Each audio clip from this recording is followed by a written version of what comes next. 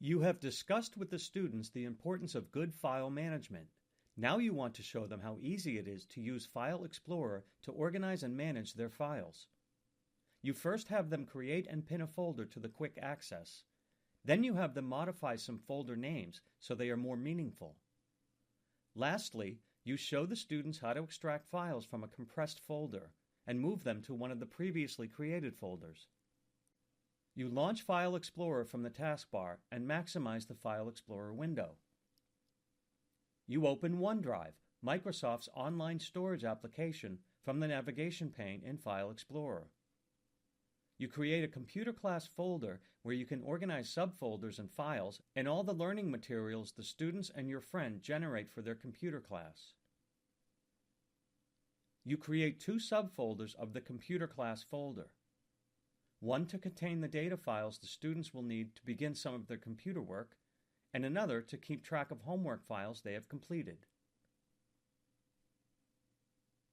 To subdivide the homework files folder further, you create three subfolders, one to hold homework files that have been submitted, one for revised homework files, and one for homework files from group projects.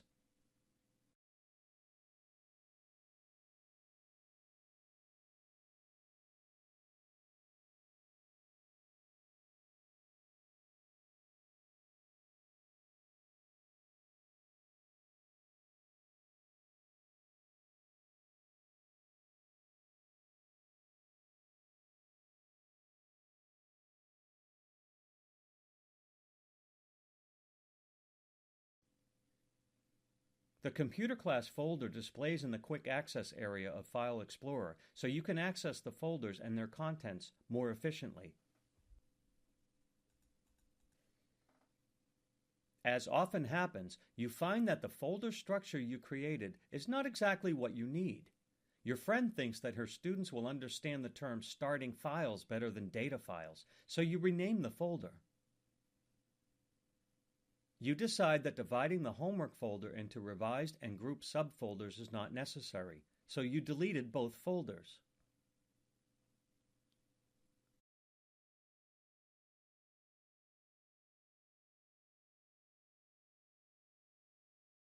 You want to show students how to copy a file, so in anticipation of completing the next assignment, you have them copy and rename the current homework file on which they are working.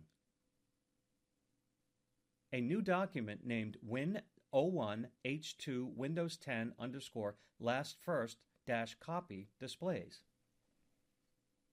Two documents with the same name cannot be saved in the same location, so Windows automatically adds the dash copy to the end of the file name to differentiate the two files.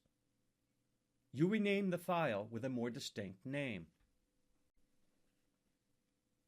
You want to show the students how to compress a group of files into a zipped folder and then move the zipped folder to a new location. You use the checkboxes to select the documents you want to zip together. A new zipped folder is created. Because the files were not in a separate folder, the zipped folder is named after one of the files. You rename the zipped folder.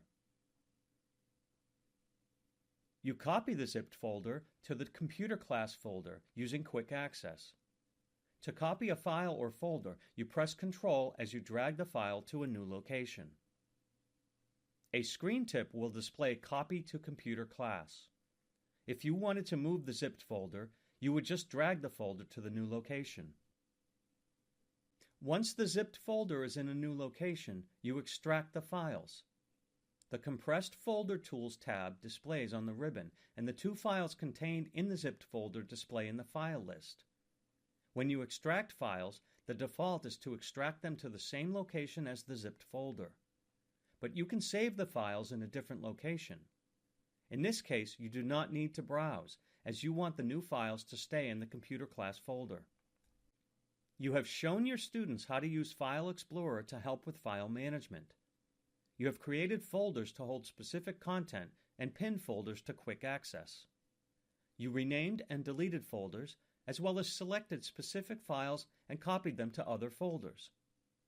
Lastly, you compressed files into a zipped folder to facilitate moving many files to a new location and later extracted the files for further use.